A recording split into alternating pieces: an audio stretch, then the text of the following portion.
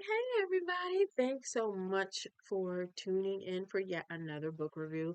We are going to jump right on into this one, okay? I saw this book on the shelf at the library and I thought, what is this about? The story is called We Refuse: A Forceful History of Black Resistance by Kellie Carter Jackson. And this is the cover of the book. Now, I absolutely love the cover of this book. It is very eye-catching. It draws you in. The lady is very beautiful, and yeah, she is packing some heat right there. So yes, it caught my eye, and I thought, let me pick this up and see what it is about. Now, I will tell you that I feel that this book is relevant with what is going on in the world today. This could very well be used as a text to dissect in an African American studies class, a sociology class, maybe a human studies class. It is definitely saturated with information. And I definitely learned some things while reading this book. One thing that, that still sticks out to me is bovine scatology. That and some other historical events definitely will make you pause and kind of think about some things and Hmm. And you can definitely connect the information in this book to relevancy about current day hardships, just things going on in the world today. So, yes, it is a very relevant book to read. So, this is not a storybook, okay? It's not. This is inundated with historical facts that tie into the author's perspective of how African Americans have used revolution, protection, force, flight, and joy when navigating life circumstances. So it is not your typical storybook type of read. It is very informative and very insightful, very thought provoking. It is not just you sit down and you read, about C.G. Jane and her life throughout the whole book.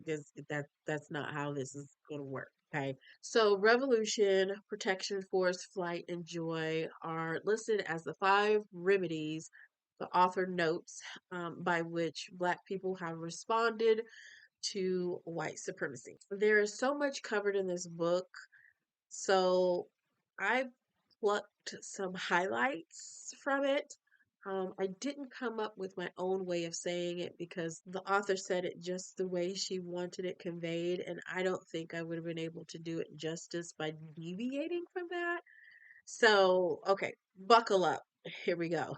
The book consists of examples of Black people refusing lies, violence, theft, mockery, or second class citizenship. It shows how our refusal denies whiteness and white supremacy their power and unearned authority. We Refuse makes a case for how we might understand Black humanity and the rage in pursuit of freedom. The author encourages readers to grapple with the cause and the consequences of violence and think outside the binary of violence and nonviolence. This is the story of what Black people have done and continue to do to confront, combat, and crush white supremacy. You will read about revolution, which involves the total transformation of society and the liberation of all people. You'll read about protection is about barricading oppressor from the safe spaces that offer Black people reprieve. In the area of force, we learn about ballot or bullet, liberty or death, freedom for everybody or freedom for nobody. Force is the ballot and revolution is the bullet. We are shown examples of flight about choosing when, how, and where to move on our own terms. Last but not least, joy that is lasting and persists in the midst of hardship, where Black faith promises joy. Now, the author does give like snippets about her family members sprinkled into the reading. There's a plethora of historical information like the Washington riots, the abolition riots, Daisy Bates' immigration story, the French Revolution, the Ty Andres police investigation, the Black Panther movement, and many, many, many more historical events. If you like history, this is the book for you. Okay, this is the book for you. Um, I will be very transparent and let you know that history is not my subject at all. So, with that being said, I started off reading the physical copy of the book. And once I realized that this was the type of book that it is, which I would really throw it in the category of textbook classification, I knew it would take me forever to read. And the book is not that long. The book is 244 pages of material. And then there's notes, and then there's an index. So I knew, knowing me, that it would take me a long time to get through this. I switched over to the audiobook at about page 70, which I had already taken about a week to get to. I just didn't get the, oh, I can't wait to get off work and read this book and flip the pages. I don't have that feeling when it comes to textbook-ish type books. It's a it's gonna take me forever. And I knew I needed to get through this. So I flipped over to the audiobook. And the author is the narrator for the audiobook. The writing of this piece was not the issue, and I just want to clarify that.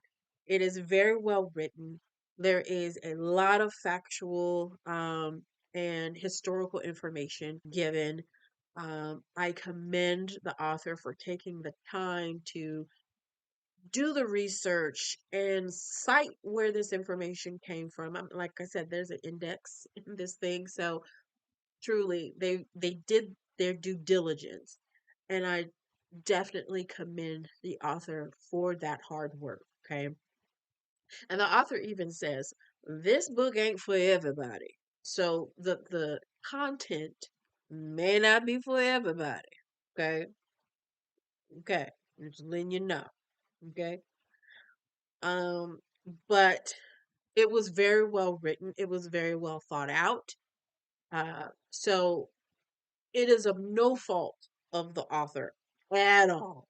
It's just not my general cup of tea in reading. Okay. Listening to the audiobook, I got through it, but it didn't really make it a whole lot better. It just allowed me to actually get through the book in a reasonable amount of time. Okay.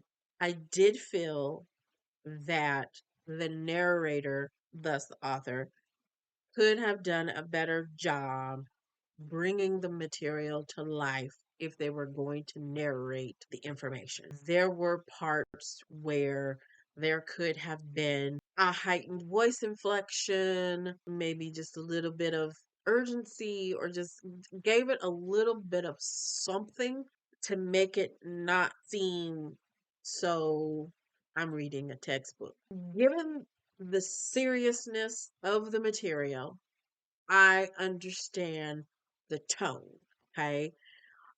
So it's not to take away from the seriousness of the information. I get that.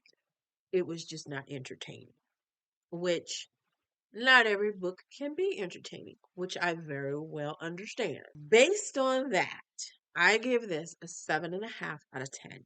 I think if you're into this kind of thing, you're going to rate this higher. If you're a history buff, you're going to rate this higher. If you're sociology or human studies, you're going to rate this book higher. I am just the average Joe, just reading for kicks, giggles, and pleasure. And in the midst of that, if I learn some things, then all the better. But I typically do not read or typically do not enjoy as much reading hex booky ish books. Okay. The book doesn't have any discussion questions provided. I would think after all the author gave the reader, there is so much to discuss and there is so much to dissect. You can literally go section by section and dissect this material and have a wonderful conversation. Okay. But it's a lot. It was a lot. And it's a lot that you can talk about. Okay. And definitely a lot that you can relate to recent years events as well as current events. Definitely have a very healthy and rich discussion after reading this book. So just do that. Okay. Read the book, dissect it, have that discussion. I really would champion this book being used as a textbook in some class. I mean, I've mentioned African American studies, sociology. Definitely think about this book. I really think it could be a very good teaching tool. Okay. The topic itself can be triggering. Okay. There is violent acts mentioned, death and destruction, slavery, and I mean, all around, someone could possibly consider the whole book to be harsh content.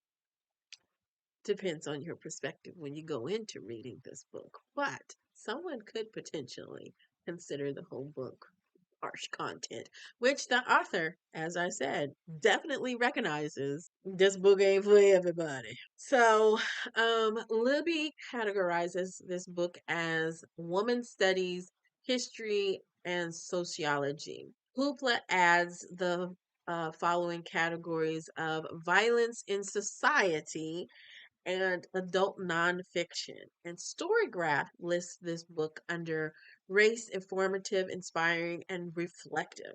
And I would have to agree with all of that. All of that is in there. I know that wasn't very much, but it is really the gist of this book. Yeah, pick it up. I mean, I encourage you to read it. It is very insightful. It is thought provoking, as I said, and it is very well written. There you have it. If I have said anything that piques your interest, go pick up this book for yourself, read it for yourself.